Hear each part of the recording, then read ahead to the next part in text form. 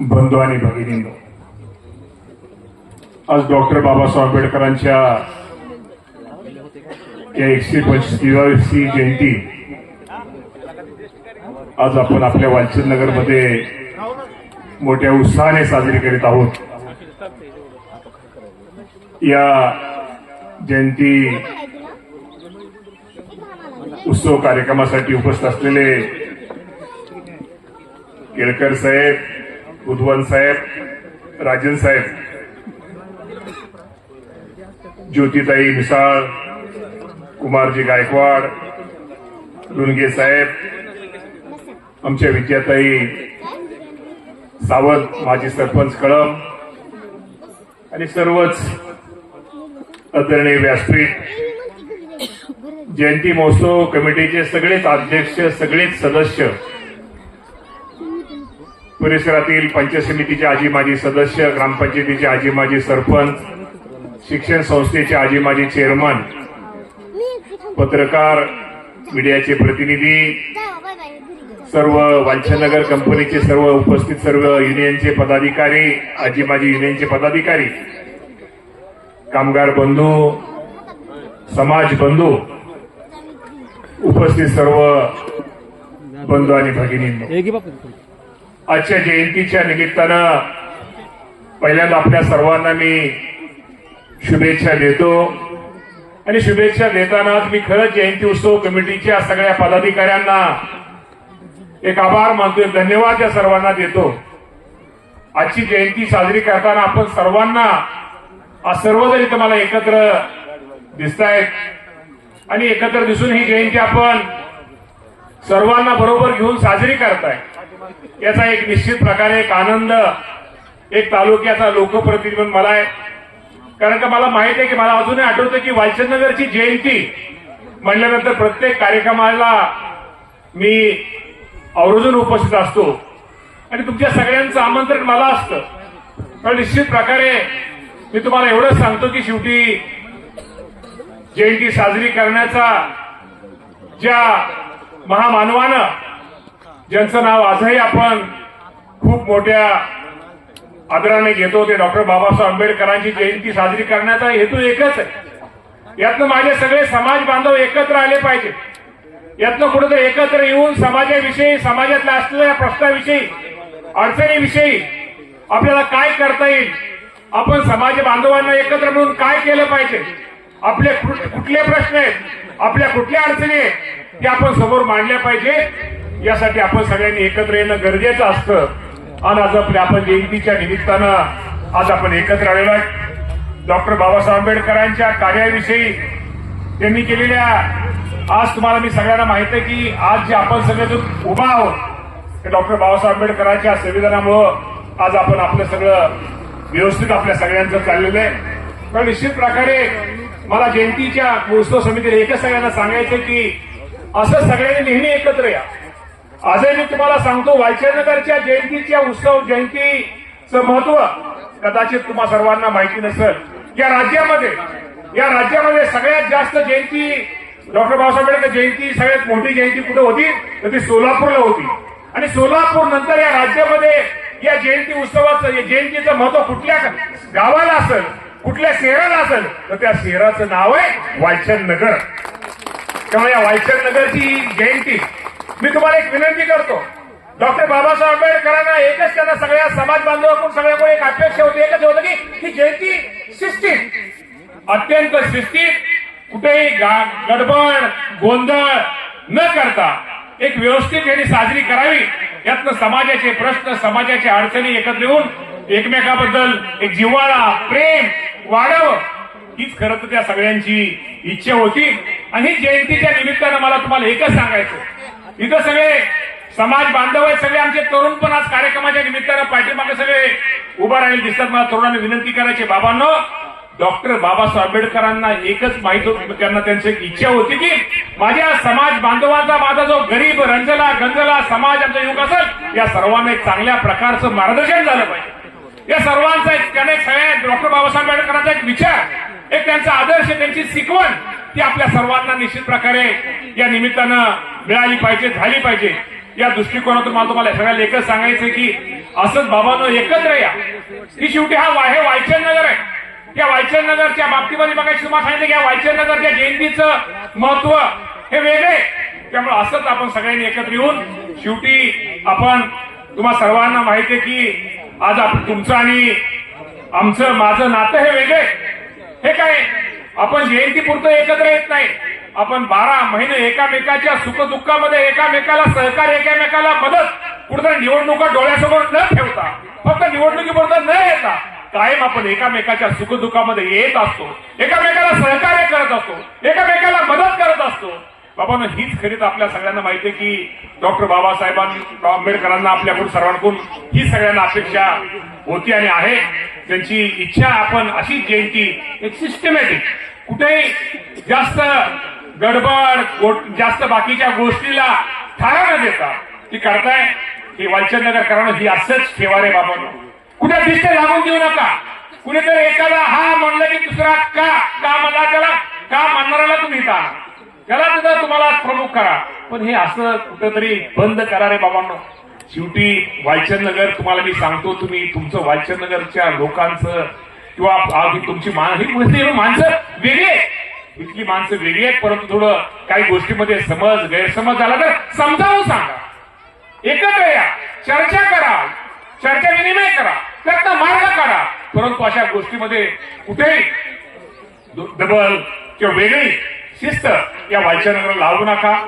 मगाशी तुम्हाला सांगितलं की मी तर नेहमीच माझं कर्तव्य, मी या भागामध्ये मदत, कुणी मगाशी सिद्धार्थने सांगितलं की मामांचं सहकार्य असतं, मामा मदत करतात, सहकार्य मदत मी काय तुमच्यावरती उपकार करत रे बाबा, शेवटी माझं कर्तव्य आहे।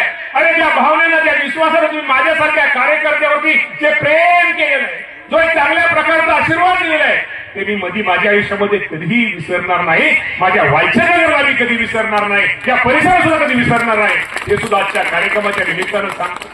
तुम्ही मगाशी एक इच्छा व्यक्त केली, या भागातल्या मुलांना कुठेतरी एक अभ्यासिका, मगाशी तुम्ही खंत व्यक्त केली की उद्या एमपीसीच्या स्पर्धा परीक्षा असू द्या, या भागातल्या विद्यार्थ्यांच्या कुठल्याही प्रकारच्या स्पर्धा असू द्या, या स्पर्धा परीक्षेमध्ये माझ्या भागातले विद्यार्थी आले पाहिजे। शेवटी वायचंद नगरच्या माझ्या कामगारांना, माझ्या इथल्या कामगारांना काही इथं जमीन नाहीये, हे 3-3, 4-4 पिढ्या आहे या भागामध्ये साहेब। मी तुम्हाला एवढंच सांगतो की उद्या तुमच्या भागात तुमच्याकडे सुद्धा ज्या वेळेस तुमच्या नोकर भरतीचा विषय असेल साहेब, उद्या एखाद्या माझ्या इतर ठिकाणच्या कामगाराला तुम्ही जर घेतला तर त्याला काहीतरी जमीन असेल, त्याला काहीतरी असेल, पण ज्या कामगारांनी 3-3 पिढ्या इथं कंपनीची तुमच्या लोकांची तुमची सगळ्यांची सेवा केली आहे, त्यांच्या मुलाला दुसरा कुठलाही पर्याय नाही।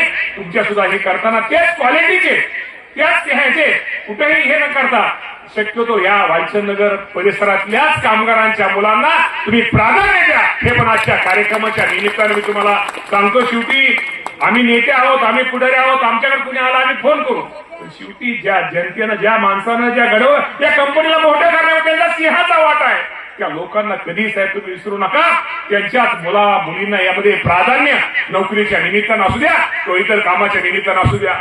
आज वायचंद नगर कंपनी बद्दल मी तुम्हाला प्रामाणिकपणे सांगतो, ही कंपनी आज अडचणीत आहे, पण अडचणीतनं हळूहळू बाहेर पडते आणि अडचणीतनं बाहेर पडताना आज बाहेर पडतोय आणि निश्चित प्रकारे येणाऱ्या काळामध्ये ही कंपनी नक्की एक चांगलं त्याचं काम आज त्यांच्याकडे मी बघितल्या। मी मुद्दामून सकाळी आज मी आलो आणि आल्यानंतर मी चिरागजी शेठला तिथं त्यांच्याकडे चहा घ्यायला गेलो।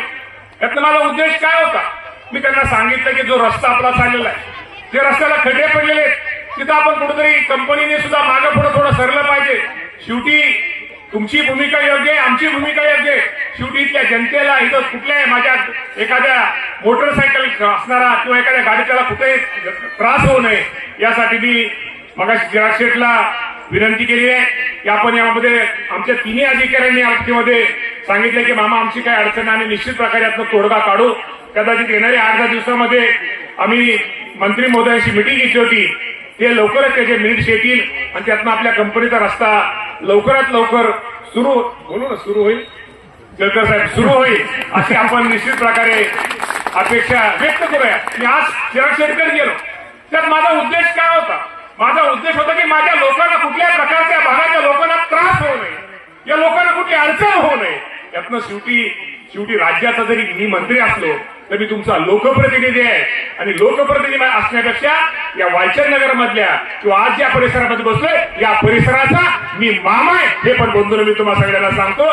शेवटी तुमचं हित, तुमचं अडचण, तुमचं हे माझं शेवटी ते सोडवणं माझं कर्तव्य आहे.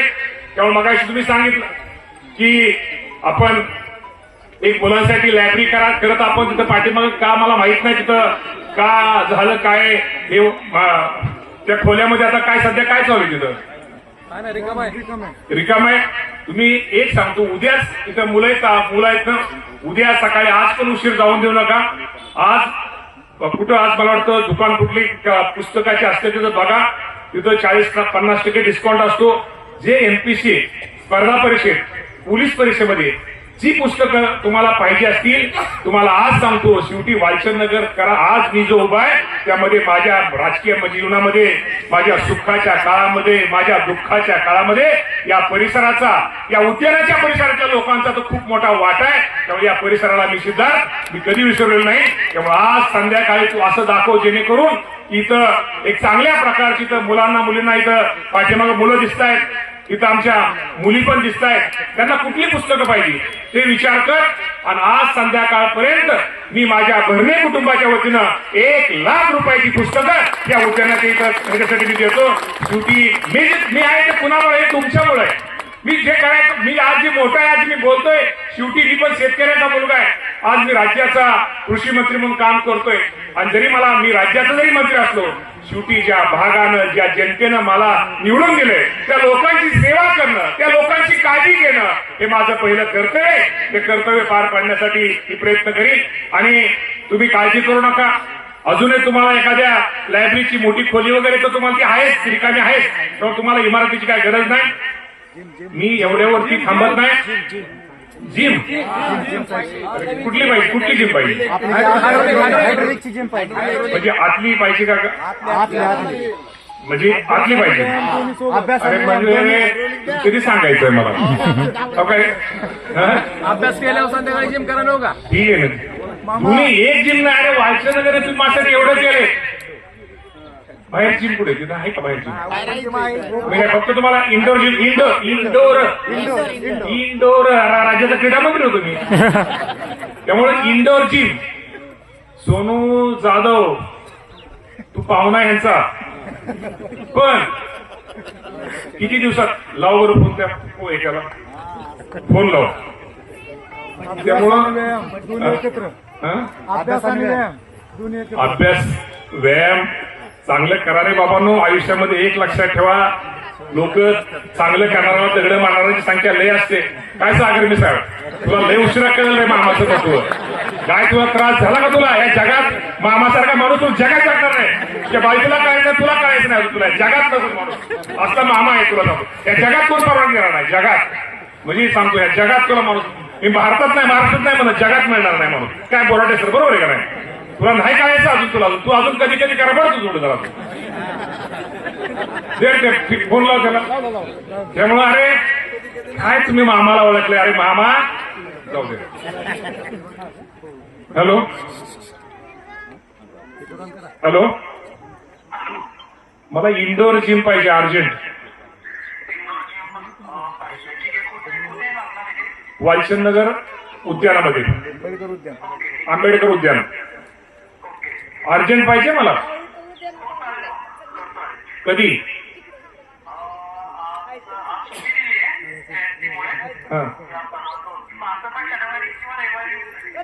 रविवारी जिम बसली पाहिजे इथं बघ नाही तर इथं जयंतीचे सगळे लोक आहेत म्हणते लय मामा ठीक आहे रविवारी जाऊ दे सोमवारपर्यंत जिम बसव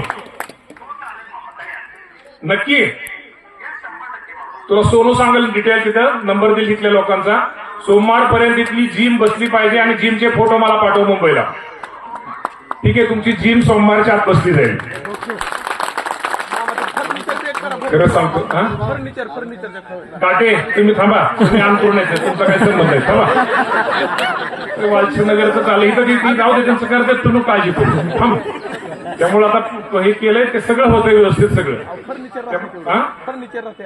अरे कंपनीची पण लोक इथं आहेत तर ते थोडं घेत असतं. हा आहे कंपनीचे सहकार्य करतील तू काळजी करू नको. त्यामुळं एक मिनिट, आता इथं पुस्तकांना 40-50% डिस्काउंट आहे. त्यामध्ये साधारणतः 75,000 पुस्तकं, ती 1.5 लाखाची पुस्तकं 75,000 मिळतात. त्यातले 25,000 राहिल्यानंतर खुर्ची टेबल त्यातनं मिळतो चांगला. काट्यांना समजायला उशीर लागेल. त्या मिसळाला कळून नको ना, तुला तर कळलं पाहिजे की तुला. त्यामुळे काय होतं, लोक वर गेली की फरक पडतो सर. त्यामुळे आमच्या तेरखेडकर हजर तेरखेडकर सरांचे एक मानतो प्रत्येक जयंतीला. कापडी काकुड आमचे काका, कापडी काकुड. त्यामुळं कापडी काका तेरखेडकर जुनी मंडळी. खरंच मी रामभाऊ तुम्हाला लोकांना बडोदाला सगळ्यांना बोराटे सर साहेब लोक आहेत ना की प्रत्येक वर्षी जयंतीमध्ये प्रत्येक हजर असतात. नाहीतर काय होतं, इतर लोक काय असतात, निवडणूक आली की फक्त जयंतीला हजर असतात. पण असं निवडणुकीच्या बाहेरचे लोक मला ते आवडतात. निवडणुकीपुरतं गोड बोललेली माणसं मला काय आवडत नाही. तसं लोकांनी कसं हसत कायम असावं, हे काय जाईल परत येईल, निवडणुका येतील जातील, असं एकत्र मिळलं पाहिजे. असं आपलं नातं दादासाहेब आपलं घट्ट झालं पाहिजे. हे कसं हे नातं घट्ट की दादासाहेब प्रत्येक जयंतीला अशीच खुर्ची देऊन ते त्यांचा स्वभाव असाच उभा राहतात. त्यामुळं आज कुठं तर बरं वाटतं. आणि शेवटी मी तुम्हाला खरं, आज मी राज्यामध्ये मंत्री असतो, पण तुमच्याशी बोलल्यानंतर, तुमच्याशी बसल्यानंतर, तुमच्या सगळ्यांचं चेहरा बघितल्यानंतर मला पण खूप बरं वाटतं. मला सुद्धा वाटतं रे, आपली माणसं आपल्या माणसापर्यंत माझा कामाचा उत्साह अधिक वाढतो. मला एक प्रेरणा तुमच्याकडून मिळते. तेवढा हा कार्यक्रम खूप चांगला. सुनीलजी आहे आमचा, सुनील एक जोरात आहे, पण डोक्यात सगळं कमी झालंय सगळं. त्यामुळं आज हा खूप चांगला बाबा असं जयंती उत्सव घालतो कमिटीला. आणि खरंच कमिटीच्या सगळ्या सदस्यांना अतुल, तुझी मंडळी तर बिचारी खूप गरीब आहे, म्हणजे तुझी इतकी गरीब, तू गरीब आहे जास्त. त्यामुळे आज खूप चांगला कार्यक्रम आहे. त्यामुळे असंच सिद्धार्थ तुम्ही सगळ्यांना एकत्र घेत जा, एकत्र बसत जा. आणि कुणी काय म्हटलं सोडून द्या ना, थोडं समजून घ्या. काय नाही ह्या जगात, काय नाही ह्या आयुष्यामध्ये, इथं सगळं सोडून जायचंय. उद्या मी आज तुमच्याशी बोलतोय, पुढच्या जयंतीला मी असेल का नसेल हे काय सांगताय. शेवटी आयुष्यामध्ये काम सगळ्यांनी असं करायचं असतं की जेणेकरून आयुष्यावर नोंद घेतली पाहिजे. कुणीतरी म्हणलं पाहिजे त्या तालुक्याचा कुणीतरी आमदार होता, जयंती उत्सव समितीचा कोणतरी अध्यक्ष होता, यांनी या उद्यानासाठी, या बाबासाहेब आंबेडकरांच्या उद्यानासाठी हे केलं. कुठंतरी असं चांगलं नाव आपण सगळ्यांनी करावे बाबांनो. हे आयुष्य पुन्हा पुन्हा नाहीये. या आयुष्यामध्ये आनंद द्या, आनंद घ्या.